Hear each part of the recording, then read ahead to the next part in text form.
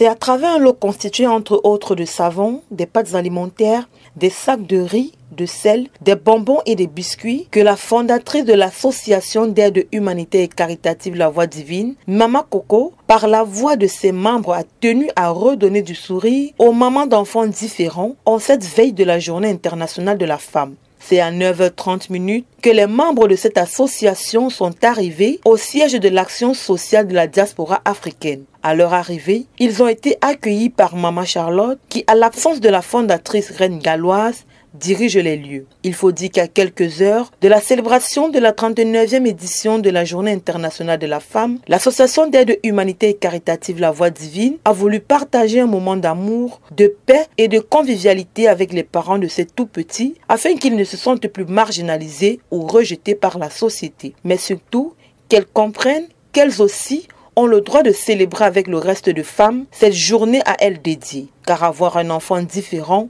n'est pas une fatalité. Venu pour aider.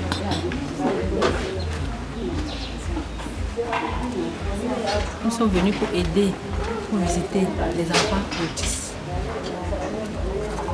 pour encourager les mamans qui ne croient pas qu'ils ont fait un enfant pas comme les autres.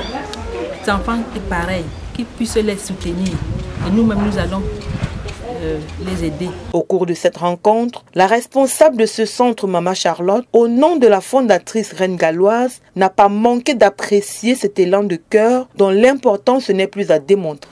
En ce matin, de recevoir la grande association Aide Humanitaire. Nous sommes vraiment contents. Et nous vous implorons de continuer ainsi, de venir nous soutenir, la Reine Galloise par rapport au combat des sans-voix.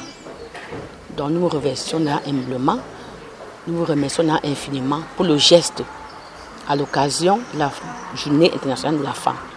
Nous vous remercions déjà, grande est notre joie.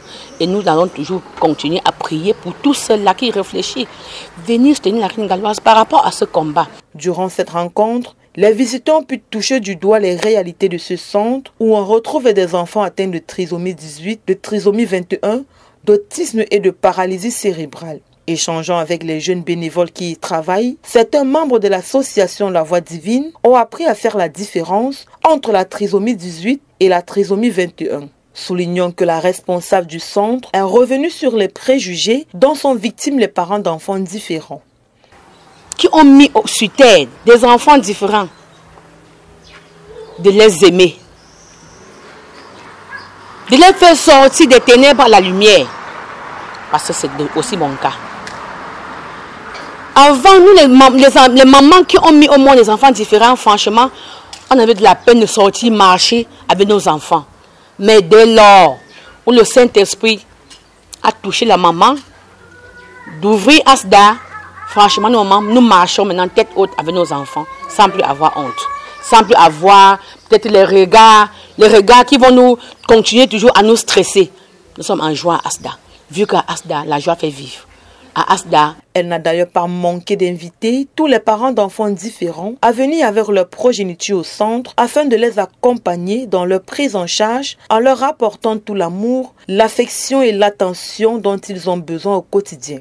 Scindés en groupe pour pouvoir recevoir des attentions particulières et spécifiques, le quotidien de ces enfants se résume à des massages articulaires pour les enfants atteints de paralysie cérébrale et de trisomie 18. Et pour ceux atteints d'autisme et de trisomie 21, ils suivent un parcours beaucoup plus académique, tel que l'apprentissage de la lecture ou de l'écriture. Pendant les échanges, Maman Charlotte a également tenu à relever que l'adhésion à ce centre est libre et gratuite pour tous les enfants différents. La seule condition est la présentation d'un acte de naissance et une carte d'invalidité, car plusieurs parents d'enfants différents n'établissent pas d'acte de naissance à leurs enfants, parce qu'ils considèrent ces derniers comme des laissés pour compte. Profitant de cette occasion, elle a lancé un appel à l'endroit des pouvoirs publics pour assurer le relais auprès des enfants ayant atteint l'âge de 16 ans afin de leur permettre d'apprendre des métiers comme la cordonnerie, la maçonnerie, la peinture pour assurer leur insertion sociale.